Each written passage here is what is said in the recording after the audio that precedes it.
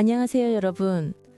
최근 캄보디아에서 한국인을 대상으로 한 범죄가 급증하고 있는 이슈를 다뤄보겠습니다. 특히 태국 등 해외 주요 매체의 사실 기반 보도를 구체적으로 살펴보겠습니다. 먼저 배경부터 설명드리죠.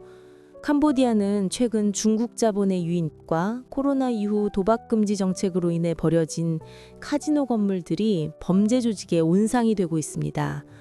이곳에서 운영되는 피싱 사기나 로맨스 스캠 같은 온라인 범죄가 한국인들을 타깃으로 삼고 있습니다. 한국 정부 통계에 따르면 올해 캄보디아에서 실종된 한국인이 330명에 달하며 그중 일부는 고문이나 죽임을 당한 것으로 밝혀졌습니다. 특히 젊은 한국인들이 고수익 일자리를 미끼로 유인되어 강제노동에 동원되거나 심지어 장기 밀매의 피해자가 되는 사례가 늘고 있습니다. 10월 20일 이후 보도된 주요 사건으로 캄보디아에서 온라인 사기 조직에 연루된 한국인 64명이 송환된 소식이 있습니다. 이들은 보이스피싱이나 투자 사기에 가담한 혐의를 받고 있으며 한국 경찰은 이 중 58명을 구속 수사 중입니다. 송환된 이들은 10월 18일 인천공항을 통해 귀국했는데 일부는 자발적으로 사기에 가담했지만 다른 일부는 납치나 강제에 의해 끌려간 피해자일 가능성이 제기되고 있습니다. 한국 헤럴드지 보도에 따르면 한국은 캄보디아 현지 은행 지점까지 수사 범위를 확대하고 있습니다. 이 은행들이 사기 자금을 세탁한 의혹이 있기 때문입니다. 특히 충격적인 건 캄보디아 사기 컴파운드에서 발생한 대학생 살해 사건입니다. 22세 한국 대학생이 8월에 고문 끝에 사망한 사건인데 10월 20일 이후 한국 정보당국이 주요 용의자를 특정했다는 뉴스가 나왔습니다. 용의자 강 모 씨는 캄보디아 기반 로맨스 스캠 조직의 두목으로 약 100명의 피해자로부터 120억 원을 뜯어낸 혐의를 받고 있습니다. 이 학생은 고수익 비즈니스 기회를 약속받고 캄보디아로 유인됐지만 도착 후 고문당하고 살해됐습니다. 싱가폴 스트레이트 타임즈는 이 사건을 캄보디아 스캠 컴파운드에서의 살인이라고 보도하며 한국 정보국의 추적 과정을 자세히 다뤘습니다. 특히 태국은 캄보디아와 국경을 맞대고 있어 이 범죄가 국경을 넘어 확산될 수 있다는 우려가 큽니다. 태국 이그제미너지는 10월 20일 태국과 캄보디아가 드래곤 헤드라는 중국 마피아 보스로부터 위협받고 있다고 보도했습니다. 이 보스 젠지는 미국에서 기소된 인물로 캄보디아 스캠 조직의 뒤에 있는 중국 마피아의 수장입니다.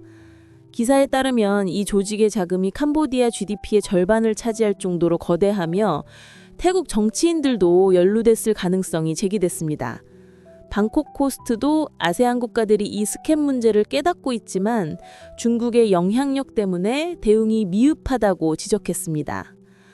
베트남 매체 VN 익스프레스도 캄보디아 스캠 센터에서 탈출한 한국인 피해자들의 증언을 보도했어요. 피해자들은 비즈니스나 일자리 약속으로 유인됐지만 도착 후 악몽 같은 생활을 강요당했다고 말했어요. 일부는 고문받았고 탈출 시도 시 손가락이 잘리는 등 잔인한 처벌을 받았다고 합니다. 이 기사는 캄보디아가 중국 투자 붐 이후 범죄 허브로 전락했다는 점을 강조합니다. X에서도 이 이슈가 뜨겁습니다. 10월 23일 한 사용자는 캄보디아에서 탈출한 한국인이 거리에서 도움을 요청하는 영상을 공유하며 캄보디아 경찰이 범죄 조직과 한패라고 주장했습니다.